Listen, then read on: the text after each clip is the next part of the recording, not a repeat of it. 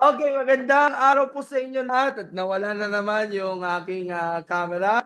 Pasensya na, medyo nagka-technical problems lang po ako. So kasama po natin ngayon ang isa sa double gold medalist ginanap na World Pickleball Championships sa Bali, Indonesia ay one of the familiar names sa soft tennis. Pero pagdating sa pickleball, isa na siyang world champion at nakakatuwa that even in another racket sport, namamayagpag pa rin siya dito sa kanyang chosen field. Walang iba kundi si Ate Bien Soleta. Ate Bien, welcome to the show. Hi, Sir Gab. Hi, Sports Corner. Hello po. Thank you for having me again. Pasensya na po, medyo nagka-malfunction yung camera pero kaya kong tiisin yung audio lang dito sa ating conversation. Pero right now, Ate Bien, kamusta na kayo? Dalawang magkasunod na tournaments ang sinilihan Mm. nyo and apparently they are the world championships. Pero unahin natin yung soft tennis nga pala. Unfortunately, siguro on your, sabihin natin, tama ba last na to? Yes, yes. Last ko na yung World Champs. Ah, last ko ng World Champs sa soft tennis itong edition na to. Kasi nga ang World Championship sa soft tennis is every 4 years. So, 4 years na naman yung i-prepare ko if ever. So, ayun. So, masyado na mabigat para sa akin yun. Kasi gawa nga nung injury ko, gawa nga ng ACL ko. So, medyo nag-aalala yun na rin ako kumbaga. Tsaka syempre, dapat bago ng mga ano yun, mga bagong mga players na yung magdadala ng ng Pilipinas na sa World Cup. Oo nga, and of course, kailangan mag-giveaway na rin sa mga mas batang players natin and way to end your career. Unfortunately, hindi ka nakapag-podium. Pero I was the talks nga pala along the way nung nag-join ka sa pinakauli mong World Championships along with the other members of the team. Definitely, yung iba sa kanila ay nakakuha pa naman ng gold sa Korea and then yung iba naman ay sa Thailand din. Lalo nag-akot sila ng mga medalya doon na mabiyet. Yes, bale, prior World Championship, sumali kami sa Sunchang Open in preparation na rin yun for Worlds of Tennis. So yun, naka-bronze kami ni Princess sa women's doubles and then going to World Champs. Ayan, so nag-fifth place kami sa women's team event. And then ang men's team, yun, ang men's team ang nakatapak ng podium. Sila ang nag-bronze after defeating Thailand in quarterfinals. So, syempre yung last World Champs ko, syempre memorable yon as if parang first World Champs ko rin siya.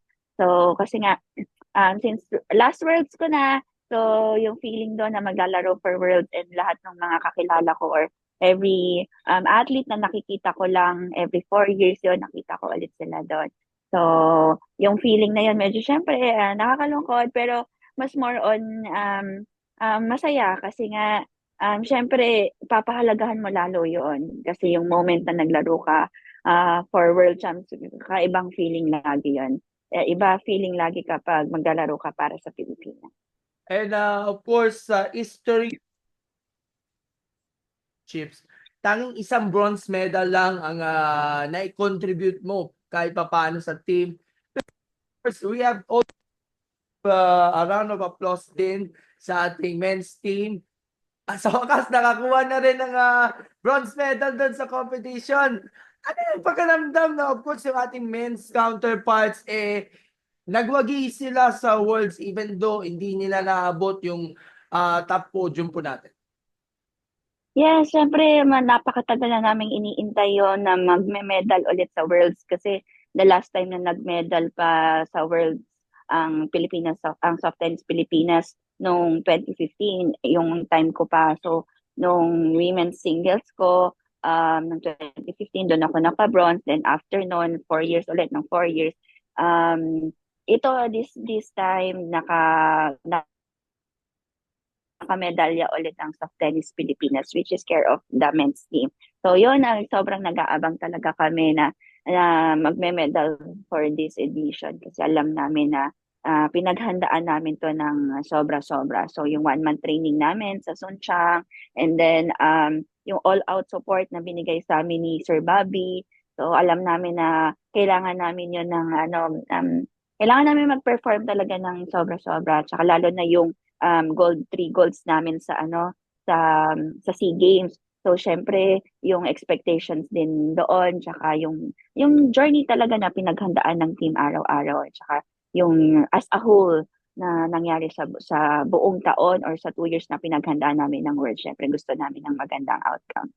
Pero since this is your final World Championships, and of course, alam po natin, pag nagkakaedad na, you always prone with so many injuries like yung recent ACL ninyo. Meron ka bang laang panahon pa para maglaro ka pa for the national team bago ka tuluyang isampay yung jersey ninyo, or sabihin natin you're retiring? Mhm. Siguro yun, if ever na i-extend ulit ako ng association for next year, so sana makalaro ako, or syempre final farewell ko sa Asian Championships and SEA Games if ever makapasok ulit ang soft tennis sa SEA Games Thailand. So hopefully, yun yung magiging last tournaments ko before ako mag-retire. And that brings us to another World Championships nga pala. Mm. Kasi kadalasan kasi yung pickleball may mga iba't ibang mga age groups and mga levels of competition. So doon ka nababagay sa ngayon. Doon mo nilalaan ang focus ninyo while of course training also for the Philippine soft tennis team. So diretso na tayo doon sa World Pickleball Championships which was held in Bali, Indonesia. Alam natin ang dami mga Pinoy athletes na nag-compete nga dito sa competition. Leandro Lazaro, Sarah Jane Lim, si Mia Esteban na kapatid ng ating Olympian si Maxine Esteban, and the others na rin. But isa ka sa mga nag-stand out, double gold medal ang napalanunan ninyo dyan sa World Pickleball Championships, dyan sa 35 age group, mixed doubles and women's singles. So unahin natin yung mixed doubles kung saan kapartner ninyo. Ito si Jomer Ombreso. Siya po ay isang gold medalist dati sa palalong pambansa. Dyan po sa Naga in 2006. Nakapartner niyo sila. So, unahin natin preparations. Kamusta ang preparations for this tournament? Even though siniksik yung schedule ninyo sa World Soft Tennis, naglaan kayo ng oras para lang sa pickleball training. And of course, yung gelling ninyo and camaraderie ninyo kasama yung partner. Actually, ever since naman, ang focus ko naman talaga is soft tennis kasi doon ako national team. For the pickleball kasi ito yung naging sport na ngayon ng family ko ng Team Soleta. So mga kuya ko, even my mom. So si mommy din nagpipickle na din siya. So and then ito nakita ko naman ang pickle, pwede ko siya maging cross training. So ginawa ko siyang cross training in preparation din for World Soft Tennis kasi nga yung mga skills dito sa pickleball, pwede ko siyang ma-apply din sa soft tennis. So kaya ako nakita siya na pwede ko siyang gamitin as cross training for soft. And then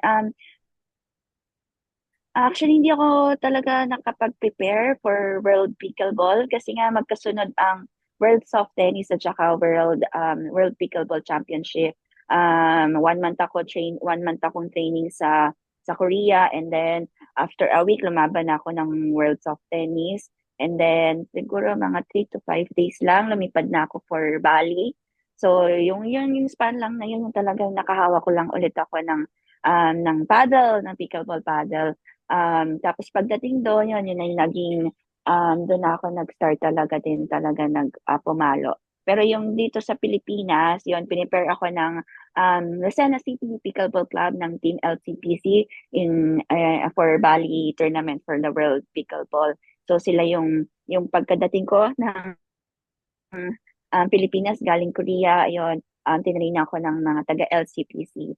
So doon sa CTC Pickle Dome, sila yung paano ulit laruin yung pickleball, ano ulit yung mga strokes, yung mga kailangan kong strategy and tips na binigay nila kasi yung mga Team LCPC sila rin yung nag-medal din sila last year dito sa World sa Bali. So, syempre, kanino pa ba ako hingin ng tips kundi sa kanila since mga medalist din sila ng Worlds. So, ayun. So, after ng LCPC, yun, lumipad na ako ng Furvalley. And then, yun, kami naman ni Kuya Ambo, ano na yun, sa mixed doubles namin, sobra yung mga nakalaban namin nun. Ang gagaling, sobrang gagaling. Pero buti na lang si Kuya Ambo, siya talaga yung nagdala ng laban namin from the start. Kasi sobrang galing niya and sobrang pumuso siya. Lalo na nung natapilok siya, yun yung talagang pinaka naging highlight kasi even though na natapilok siya, tuloy-tuloy pa rin siyang lumalaban. Pero gaano ba ka-challenging, of course, yung pagsabayin, yung training sa soft tennis at training sa pickleball dahil yung World Championship sa atin, bien, isa ito sa mga pinaka-importanting competitions na yung pagiging buhay Mm. atleta. Mm. Mm. Yes, yes, yes. Siyempre, ano yun, pag sinabi mo kasing World Championship, so World Champs, yun yung parang isa sa pinakamataas, next to Olympics, siyempre. Pero kung yung paghahanda, siguro, siyempre yung dahil nagtitraining ako sa soft tennis, kung ano man yung condition ko, nadala ko na lang din yun sa sa pickleball, dito sa World Pickleball. And hindi naman nagkakalalayo yung strokes and yung galaw ng soft tennis and pickleball. Kaya siguro, parang parehas lang din talaga yung naging condition ko. Buti na lang talaga na na konti lang yung kailangan kong i-adjust. Kasi, yun nga, parehas lang talaga din ang soft tennis and pickleball pagdating sa strokes and movements. Siyempre, sa pickleball may sariling galaw siya. So, which is yun yung in-adjust ko na tinulungan ako ng Team Soleta and ng LCT. At na-inspire ka, of course, sa kapwa mo ring soft tennis athlete, ang iyong kapatid na si Bambi. Kaya nga napilitan kang sumali dito sa mismong World Championships. Siya talaga umugot talaga ng lakas at inspirasyon mo para maglaro ka for the Worlds. Even though si Bambi may mga ilang commitments na kasi nag-coach siya ng ating girls tennis team dyan sa may ATF 12 and under team competition. Yes, yes, syempre. Kasi nga 'di ba, 'yun natalo kami ng quarter finals sa World Champs, sa World Soft Tennis. So isang panalo na lang kasi bronze na rin kami. So syempre para sa akin 'yan considering as my last World Champ, syempre gusto ko naman na magme-medal ako sa every last tournament ko or every tournament syempre gusto ko mag-medal and lalo na World Champs to. So and yung chance na maka-medal is team event pa which is lahat kaming members of the women's team is magkaka-medal, which is yun yung pinaka-goal ng buong team. And even for me, mas gusto kong mag-medal lang team kaysa sa individual kasi nga lahat kami kasi is nagtutulungan. So, kung ano ang panalo ng isa is panalo ng lahat. And yung chance na yon is kami yung magme-medalya. Syempre, yun, masakit sa akin na hindi ko nakuha yon, na hindi namin nakuha yon. But then, going to World Pickleball. So si Mami nga nagsabi sige na ate, lumaro ka na dyan kasi nga parang lumabas ulit yung fire na gusto mo maglaro, yun. So sabi niya na baka sakali na maging okay ka ulit, ganyan, ganyan. So, syempre mga medyo pep talk na gano'n.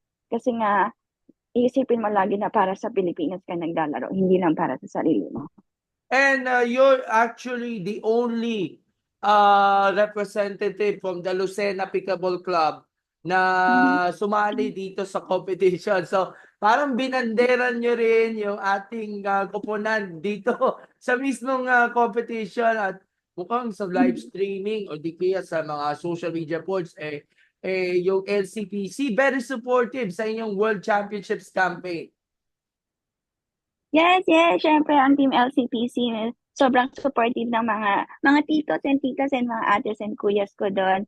Kasi actually, ang LCPC ang nag-introduce sa akin ng pickleball. Yun. So, aside from kay Kuya Carl and Kuya Borgie, sila yung mga nakipaglaro sa akin. Or every time naman na umuwi ako ng Lucena, any sport, even tennis, sila rin yung mga nakalaro ko during my age group days. Sila rin yung mga tito-tito and tita ko doon. Sila yung mga nakikipaglaro sa akin. And then now, yun, through pickleball, nagkaroon ako ng chance ulit na mag-compete international with them. So, sila na yung mga kasama ko pag nag-a-abroad. Kaya lang ngayon lang World Champs ng World Volley. Hindi ko sila nakasama. Supposed to be dapat kasama ko sila, Sir Gab. Ayun, kaya lang nagkaroon pa kasi ng isa pang tournament. Nandun na lang sila lalaro since nga nakapaglaro na sila sa Bali last year. So ayun. Pero grabe naman yung support na pinaramdam nila sa akin nung every game kasi lagi sila nagko-congrats, good luck. So ayan. So tuwang-tuwa naman ako kasi mga nakaabang sila. So sila yung isa sa mga unang mga nag-congratulate and alam ko mga nagdasal para sa Okay, diretso na tayo sa assessment. Ang nakalaban ni Joner sa quarterfinals taga-Australia. Nanalo kayo, Mhm. 15-13. Tapos sa Indonesia, 15-2 sa semifinals. And then sa finals, ang nakarap nyo mga taga 21-18. And then you clinch the gold medal, the first of many gold medals ng Team Pilipinas dyan po sa mismong World Pickleball Championship. Gaano pa sabihin natin kahirap o sabihin natin strong competition ika nga dahil marami yung mga pro players sa inyong age group ang kalaok. Mabibigat talaga mga kalaban pero na-manage nyo naman na ma-reach yung expectations at kahit na-injure man lang o natapilok si Jonel, nakakuha pa rin ng ginto para sa Pilipinas. What's your thoughts? Syempre nakita ko na yung draw. Nung nakita ko yung draw, sabi ko, naku, puro puro MLP or ang dami palang pro players sa bracket ko or sa open. Well, in-expect ko naman talaga sa open categories, mga pro players doon. Pero siyempre, sana nananalangin ako na sana sa every flight or every bracketing, sana wala akong makatapat. Para siyempre, medyo may chance ako pagdating ng quarter. So, siguro sa semis ko na lang sila makakatapat. Kaya lang, eliminations pa lang or dun sa round robin, meron kagad kami nakatapat na pro player. So, from India. So, yun, doon natalo kami. And then, the last 3 games, nanalo kami ni Kuya Ambo. Kaya kami nag-top 2 sa bracket namin. And then, pagdating naman ng quarters, ayun nga. So, in Australia yung nakalaban namin na pro player din. So, doon pala, ayun na. So, sabi ko, hala, puro pro na. Sabi ko, pag nanalo kami dito, baka ubos na sila. Ayun, so baka mas may chance na kaming mas lalong mag-medal. Pero syempre, lagi kong sinasabi yun, one point at a time. So kasi lagi kong tumingin muna ako sa present bago tumingin sa future. Lalo na sa bola kasi laging nagbabago yun eh. So pwedeng lamang ka ngayon tapos biglang hindi mo makuha. So mga ganyan. So ayun nga, sa quarters, pro player yung kalaban namin. Down na kami noon ng 6-9. So, buti lang nakapag-break kami noon. Nakuha namin siya. So, tuloy-tuloy na yun. And then, after noon, semis nga, local player from Indonesia yung nakalaban namin. And then, ayun, pagdating na ng finals, doon na yung natapilok si Kuya. So, nung day 1 pa lang, Sir Gab, natapilok na si Kuya. So, may ininda na talaga siya. And then, nung finals nga, ayan, natapilok na naman siya. So, parang naano na nga ako kay Kuya noon kasi natatakot na ako kumbaga. So, actually, kahit gustuhin ko man na mag-focus lang ako, siyempre, medyo magiging concerned din ako sa kanya kasi nga, nahirapan na siyang tumakbo, ganyan. Pero buti na lang yung puso niya napakatibay, napakalakas ng loob. Masarap siyang maging partner kasi alam mong ibubuhos niya ng todo-todo. And this is actually the first ever gold medal dahil last competition, yung pinakauna mong international competition, nag-bronze ka sa women's doubles. Pero Mm. swerte lang naman na makakuha nga ng ginto doon sa mixed doubles. Mm. Pero, hindi pa tapos. Sumabag ka ulit sa women's singles. Mismong category na sinalihan nyo. Although sa soft tennis, hindi ka na naglalaro na yon dahil ang focus nyo yun sa mga doubles, sa mga teams, events natin. Sumabag ka rin sa women's singles. And of course, fortunately, nakakuha ka ng double gold. Wow! Sobrang swerte ni Ate Bien. Double gold yan sa World Pickleball Championships. So what's your thoughts dun sa, or assessment dun sa double gold medal na napalunan mo? This time, sa singles naman. Siyempre, Sir Cam, siyempre unexpected yun. Hindi ko talaga inaasahan. Even yung gold ko dito sa sa mixed doubles talaga. Ang goal ko lang naman talaga syempre mag-medal kasi every medal laging para sa Pilipinas yon. And then second yung syempre yung sa sarili ko na maging okay nga ako, lumabas ulit yung fire na naging okay coming from yung quarterfinals ko sa Worlds of Tennis tapos ito nga sa pickleball. So, yun, syempre gusto ko makarecover from that loss.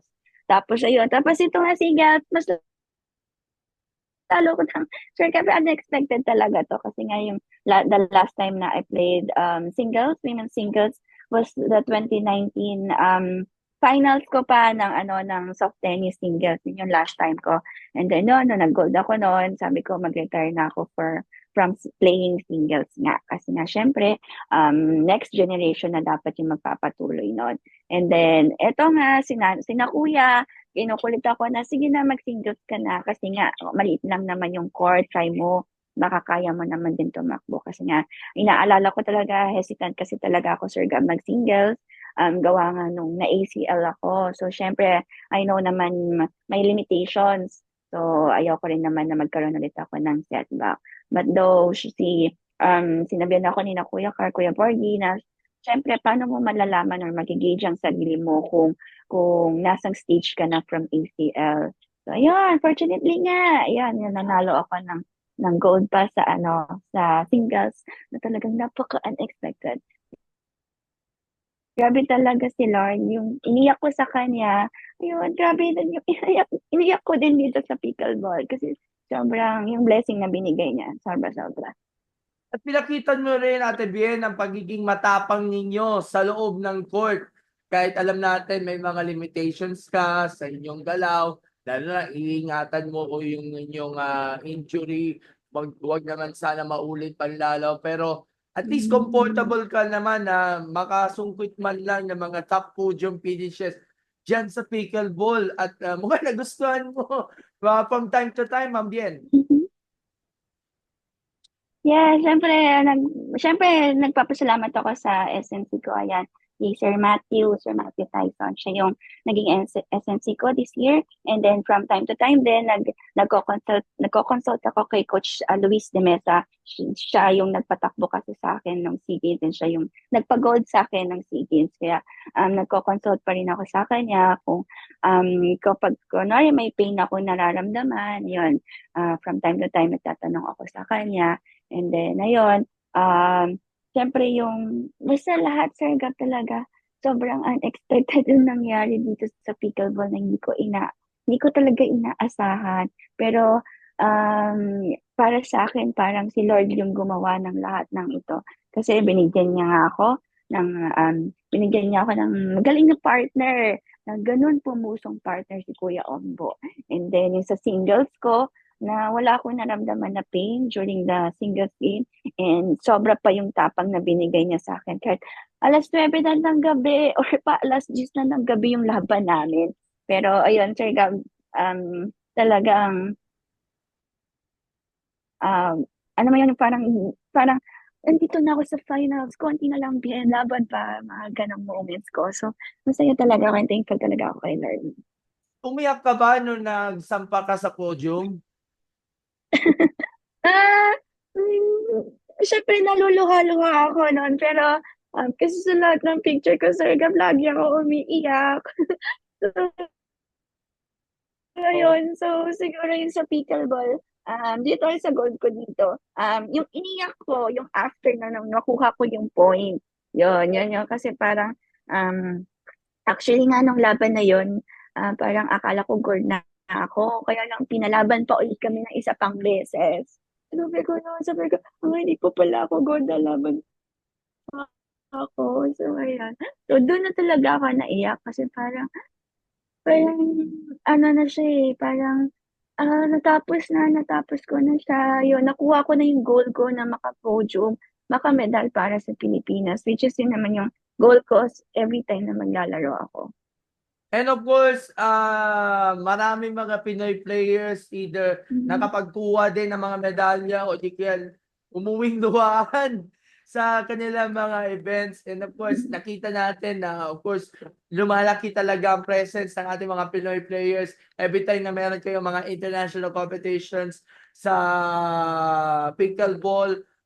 Natutuwa ka ba? Of course, dumarami na yung bilang ng mga players natin na naglaro nga sa pickleball internationally, katulad mo. Yes, syempre, Sir Gab, masaya yun na marami ng Filipinos or players na sumasali na international kasi Sir Gab, pag lumaban ka ng international, ibig sabihin, matapang ka nun.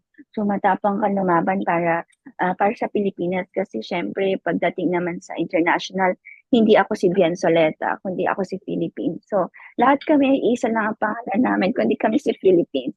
So, luckily, dito sa World Pickleball, ang daming groups, ang daming clubs. So, isa rin yun sa mga kinatuwaan ko kasi lumaki rin yung dumami yung mga nakilala ko and aside from nakilala ko sila, sobrang bait nila sa akin kasi since mag-isa lang ako doon, so ang daming nag-approach sa akin na, yan, dito ka, ganyan, kumain ka na ba?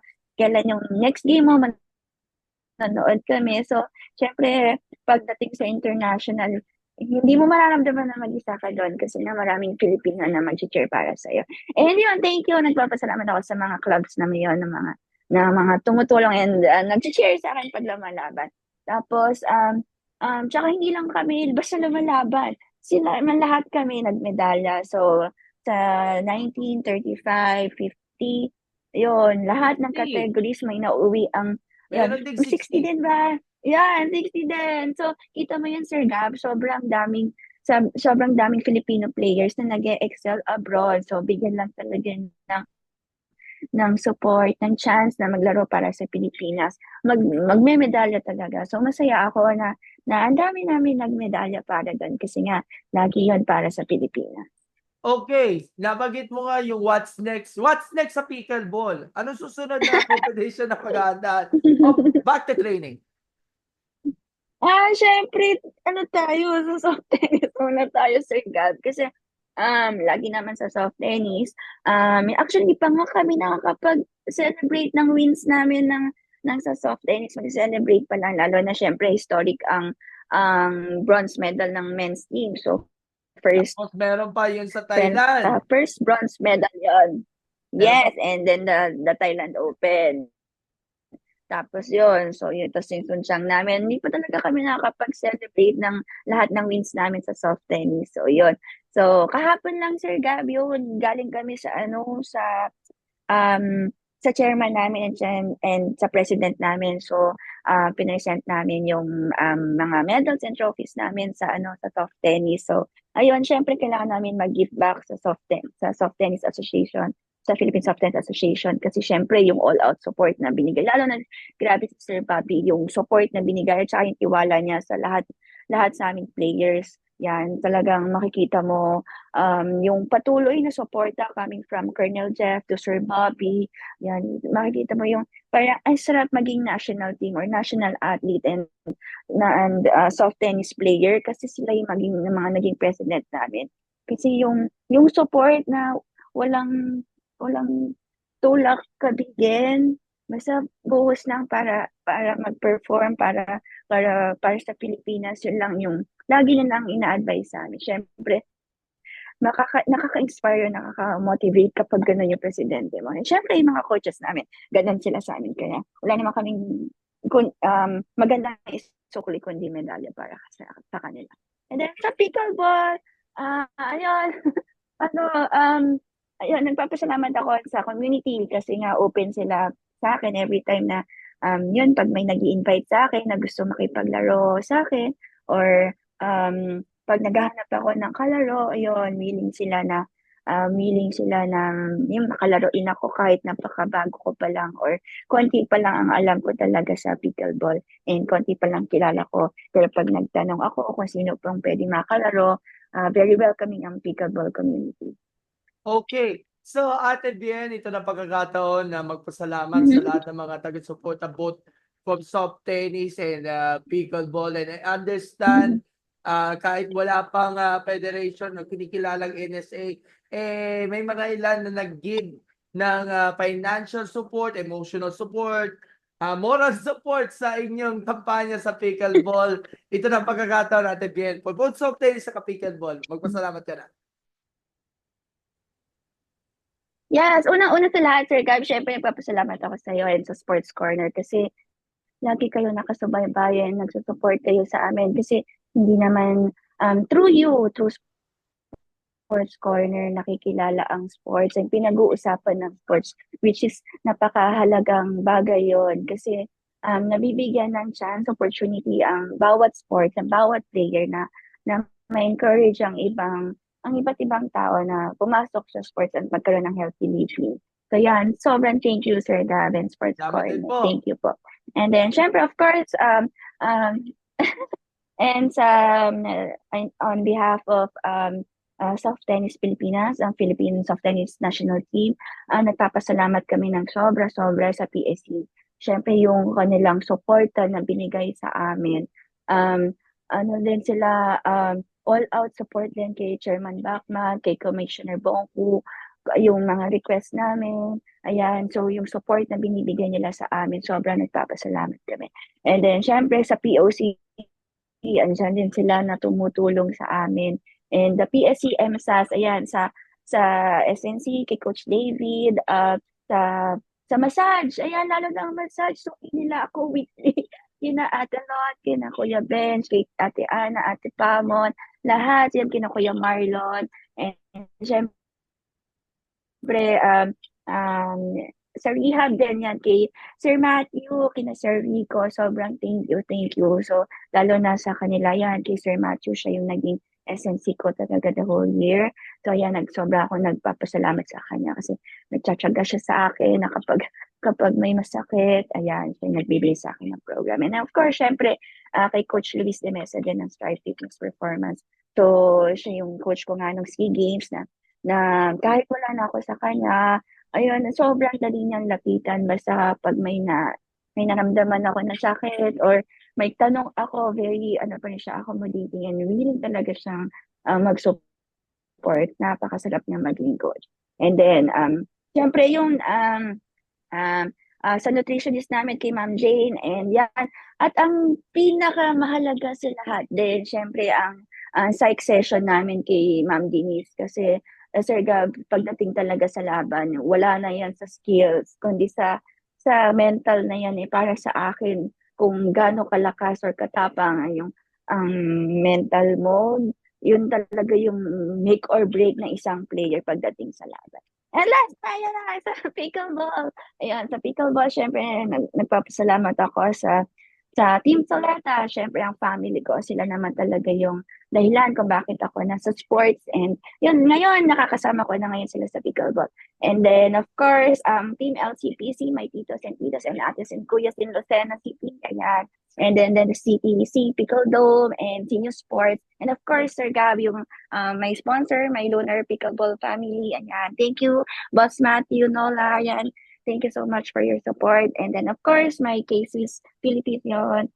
And my Bravado Sports Apparel. Ngayon na, Sir Gab, yan, may pat-shirt sila sa akin. And ayan po, thank you so much sa lahat ng Sports Corner na lagi nakasubaybay sa lahat po ng mga sports events na pinapost ni Sir Gab. Nagpapasalamat kami sa inyo on behalf of Soft Tennis. And syempre, pickleball din. Thank you po sa subaybay. Kailan yung victory party niya sa soft tennis?